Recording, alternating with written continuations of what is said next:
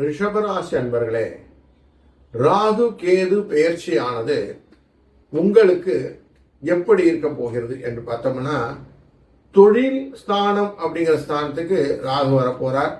இந்த பக்கம் பார்த்தீங்கன்னா ஞானம் அப்படிங்கிற உங்க பூர்வ புண்ணிய ஸ்தானம் அப்படிங்கிற சுகஸ்தானம் அப்படிங்கிற இடம் 4ஆம் இடம், அதுக்குள்ள வரார்.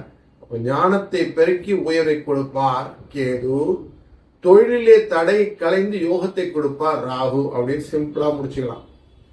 இந்த எடுத்து காரியங்கள் எல்லாத்துக்கும் வெற்றியை கொடுப்பதாகவும், குடும்பத்திலே ஒற்றுமை, மகிழ்ச்சி, பிள்ளைகள் வழியிலே சுப செலவுகள், நல்ல ஒரு வரன்கள் கிடைக்கக்கூடிய சூழ்நிலை, புதிய வரவுகள், ஒற்றுமையும் மகிழ்ச்சியும் இருப்பதனாலே வரக்கூடிய குதூகலம், களிப்பு, ஆனந்தம், உத்தியோகத்திலே சிலருக்கு திறமைக்கேற்ற பதவி உயர்வு, இடமாற்றங்கள், அதனாலே ஊதிய உயர்வு கிடைத்த சந்தோஷத்திலே நீங்க வெளியில போயிட்டு வர பிரயாணங்கள், கிடைத்த வேலையிலே நல்ல நிம்மதியா இருக்க முடியுது சார், அதனால எனக்கு கொஞ்சம் வீட்டுல சந்தோஷமா இருக்கேங்கிற சூழ்நிலைகள், வியாபார ரீதியாகவும் அனுகூலமான பலன்கள், லாபங்கள், இப்படி எல்லாமே நல்ல பலன்கள் கிடைப்பதற்கான வாய்ப்புகள் நிறைய இருக்கு அப்படிங்கிறதும், நிலையான சொத்துக்கள் வருவதற்கும் வாய்ப்பு இருக்கிறது. பொருளாதார விஷயத்திலே நல்ல ஒரு வளர்ச்சி கிடைக்கக்கூடிய ஒரு நல்ல ராகு கேது முயற்சி இருக்கிறது.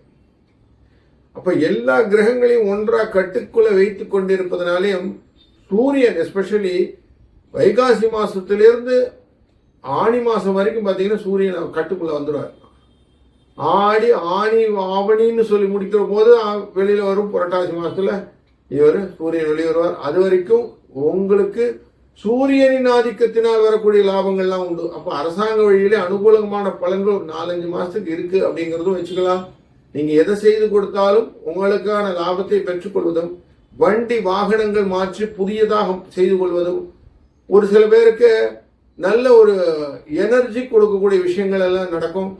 நல்ல எக்ஸசைஸ் எல்லாம் போயிட்டு வருவீங்க, ஆபரணங்கள் எல்லாம் நிறைய வாங்கி சேர்ப்பீங்க, பொருள் வகையிலே கொஞ்சம் வளர்ச்சியை காட்டக்கூடியதாகவும், தொழில் முறையிலே ஒரு நல்ல நிலைமைக்கும் செல்லக்கூடிய விஷயங்களாகவும் இந்த ராகு கேது பெயர்ச்சியானது உங்களுக்கு நடக்க இருக்கிறது அப்படிங்கிறத நல்லா மனசுல வாங்கிட்டு சுவாமி பிள்ளையாரப்பனை வழிபடுறது ரொம்ப நல்லது. கேதுவுக்கு அவர் தான் தலைவர், அதே மாதிரி ராகுவுக்கு துர்க்கை அம்மன் தான். இவங்க 2 பேரையும் வணங்கி நீங்க செய்யக்கூடிய காரியங்கள் எல்லாத்தையும் உங்க வாழ்க்கையில டெஃபினட்டா நல்ல ஒரு ஸ்டேஜ் கொண்டு போய் வைக்கும். அதனால வளமுடன் வாழ இருக்கிறீர்கள். வாழ்க வளம்.